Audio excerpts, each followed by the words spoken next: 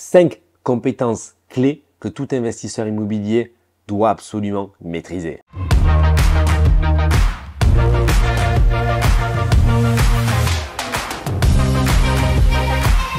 Hello à quoi? Hello mon cher entrepreneur, ici Julien Malengo, j'espère que tu vas bien. À la patate.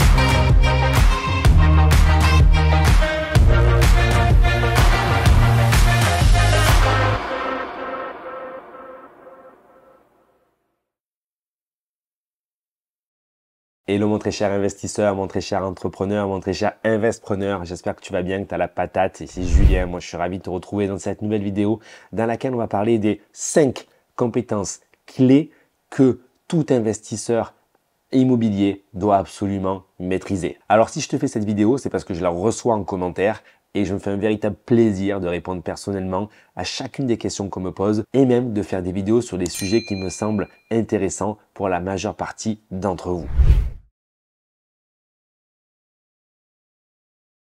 La première des compétences que tu dois absolument maîtriser si tu veux faire des investissements immobiliers à très haute rentabilité et faire des bonnes affaires, c'est d'avoir une super connaissance de ton marché.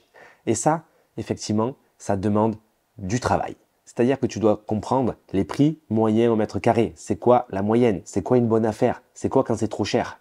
Tu dois comprendre les montants des loyers pour un T2, pour un T3, en nu, en meublé, en courte durée, combien ça coûte une nuit, en septembre, en janvier, en avril, combien de chiffres d'affaires tu dois pouvoir faire, quels sont les prestataires que tu vas pouvoir utiliser pour gérer tes longues durées, gérer tes courtes durées.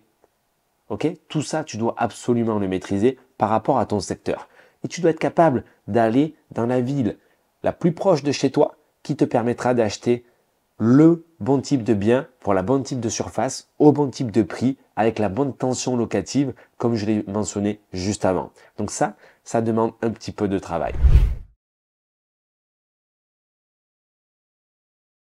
La deuxième compétence que tu dois absolument maîtriser, c'est la connaissance des travaux. Et là, non seulement tu dois connaître les prix, combien ça coûte un plancher stratifié, une cuisine, une salle de bain, pour te projeter rapidement, mais aussi techniquement, tu dois comprendre un petit peu comment ça marche, à quoi ça sert une VMC, pourquoi est-ce qu'il faut en mettre, un Enedis, les compteurs électriques, c'est quoi le fonctionnement. Ok? Tout ça, tu dois le maîtriser, non seulement pour te projeter quand tu fais la visite du bien et comprendre le coût total de l'enveloppe des travaux, et surtout pour parler le même langage que les artisans. Et ça, pareil, ça demande un petit peu d'expérience. Si tu n'es pas du métier, ça s'apprend. Moi, je n'étais pas du tout du métier. J'étais derrière un bureau à travailler 8 heures par jour, 5 jours sur 7, à faire des trucs qui ne m'intéressaient pas forcément. Et du coup, j'ai appris les compétences de l'investisseur immobilier. Et je ne suis pas manuel du tout. Tu peux apprendre toi aussi réellement à maîtriser ces compétences en te formant et en regardant des solutions techniques qu'il existe. La troisième compétence que tu dois maîtriser est donc de savoir maîtriser les risques. Car dans tout projet immobilier, en rénovation, d'autant plus, il y aura des surprises. Elles peuvent être bonnes ou mauvaises. C'est ta capacité et ton expérience qui feront que tu pourras anticiper les risques, avoir des plans de repli, option A, option B, option C, en fonction de l'évolution du chantier, en fonction de l'évolution des modes de location, des prix de l'immobilier dans la ville. Donc, tu dois apprendre à maîtriser les risques et avoir des plans de repli pour sécuriser tes finances, sécuriser ton banquier. Ok?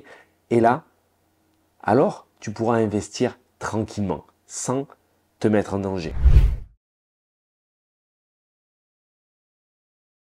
La quatrième compétence à maîtriser est ta capacité à pouvoir prendre des décisions rapidement.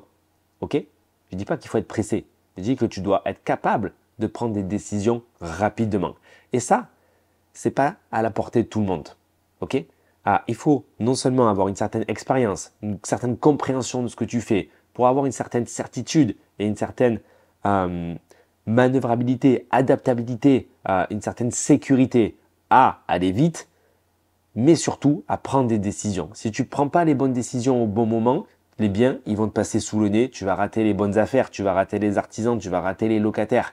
Et c'est fortement dommage. Il faut être capable de sortir de ta zone de confort pour prendre des décisions, Même si elles te mettent en inconfort et que tu te sens risqué, c'est pas grave. Il va falloir aller valider les hypothèses que tu as fait pour bien dormir, ne pas prendre de risques. Mais l'action est le résultat de décisions et tu dois prendre ces décisions rapidement. Enfin, la cinquième et dernière compétence clé qui est la plus importante pour faire de bonnes affaires, c'est surtout de ne pas être pressé. Si tu es pressé, ça va se sentir. La négociation sera défavorable. Tu vas acheter des biens qui ne sont pas forcément super intéressants. Tu vas trop t'adapter. Tu vas prendre trop de risques.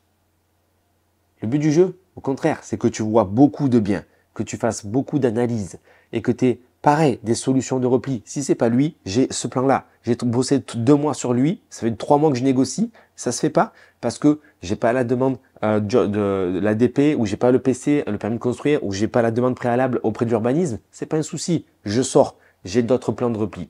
Il faut pas insister, ok? Et surtout, il ne faut pas être pressé. Il ne faut pas avoir la pression du temps parce que c'est en ayant la pression du temps qu'on fait de mauvaises affaires. Dis-moi en commentaire si tu vois d'autres compétences clés que tout investisseur immobilier doit maîtriser. Je serais ravi d'échanger avec toi sur le sujet. Et tu sais que si tu veux te lancer dans les investissements immobiliers au rendement, télécharge les e-books qui sont disponibles en description de cette vidéo gratuitement pour que tu partes de la meilleure manière que ce soit sur les meilleurs types de projets. Ciao!